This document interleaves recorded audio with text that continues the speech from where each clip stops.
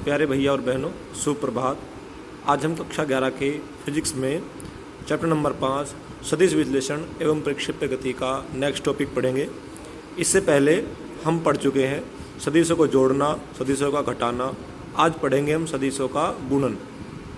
सदिशों का गुणन दो प्रकार का होता है। नंबर 1 अदिश गुणन, जिसे अंग्रेजी में बोलते हैं स्केलर प्रोडक्ट या डॉट प्रोडक्ट। दूसरा होता है सदिश गुणन, जिसे अंग्रेजी में बोलते हैं वेक्टर प्रोडक्ट या क्रॉस मल्टीप्लिकेशन। जो अदिश गुणन होता है वो हमने पढ़ा है कि जब दो वेक्टरों की गुणा करने पर एक अदिश राशि प्राप्त होती है तो उसे कहते हैं अदिश गुणन, और जब दो वेक्टरों की गुणा करने पर एक सदिश राशि प्राप्त होती है तो उसे कहते हैं सदिश गुणन। यानी कि वेक्टरों की गुणा करने पर अदिश राशि प्राप्त हो तो अदिश गुणन, और सदिश राशि प्राप्त हो तो उसे सदिश गुणन कहते हैं। अब हम अदिश गुणन को करना सीखते हैं।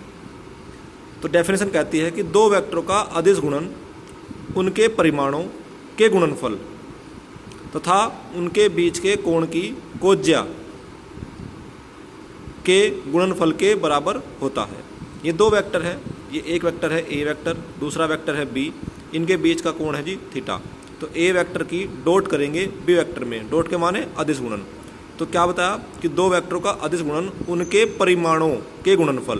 तो ए वेक्टर का परिमाण हुआ ए, बी वेक्टर का परिमाण हुआ बी, तो इनकी गुणा कर दी तो हो गया वेक्टरों के परिमाणों का गुणनफल तथा उनके बीच के कोण की कोज्या के गुणनफल के बराबर होता है। तो ये होगा ए वेक्टर डॉट बी वेक्टर बराबर ए बी कोस थीटा। अब यहाँ पर यह सवाल उठता है कि यहाँ पर यह कोस क्यों आया। इसे हम समझेंगे इस उदाहरण के द्वारा।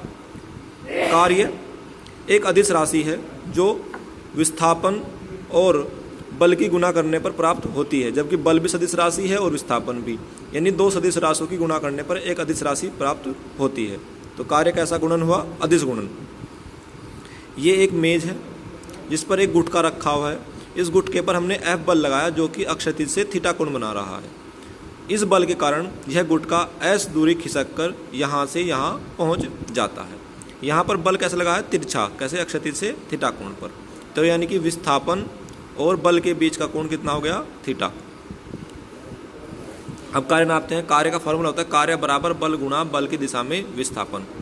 अब विस्थापन हमारा इस दिशा में हो रहा है और बल हमारा इस दिशा में लगा है, जबकि फॉर्मूला कहता है कि बल और विस्थापन दोनों एक दिशा में होने चाहिए, क्योंकि बल गुणा बल की दिशा में विस्थापन।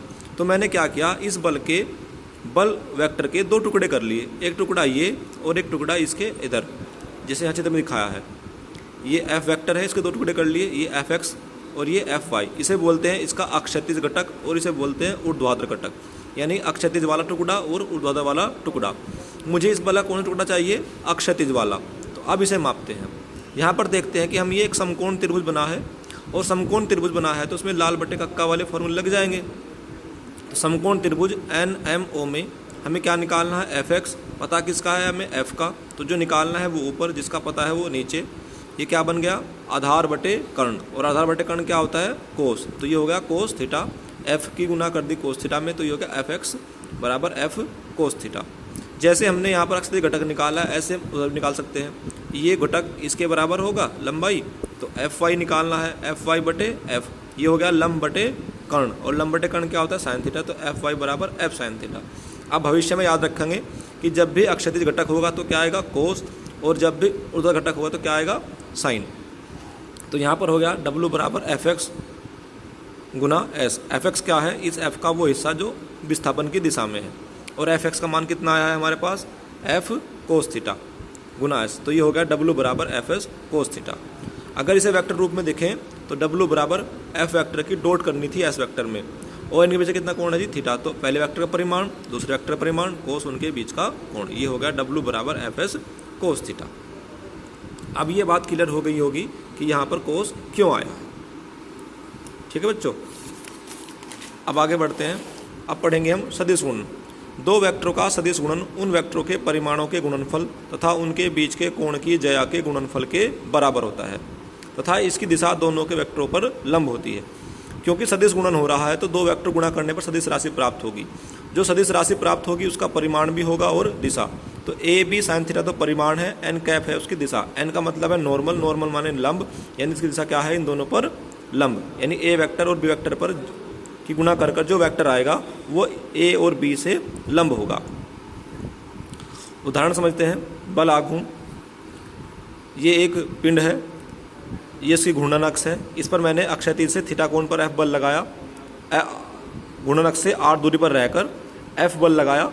एफ बल लगाने से क्या हुआ, ये घूर्णन गति करने लगा तो बल आघूर्ण हुआ। बल गुणा लंबवत दूरी, बल कितना होगा, बल गुणा लंबवत दूरी, बल और दूरी के बीच 90 अंश का कोण होना चाहिए।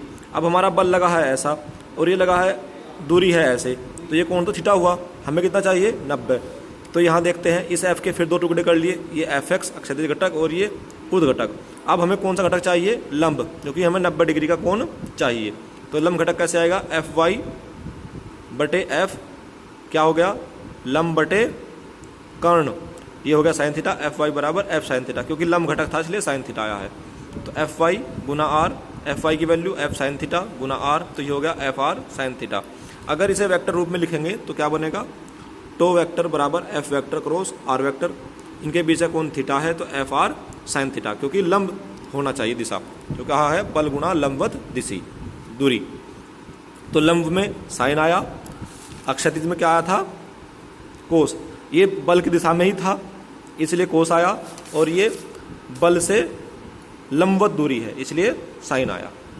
तो अब समझ गए बच्चों कि अक्षैतिज घटक में कोस आएगा और घटक में साइन।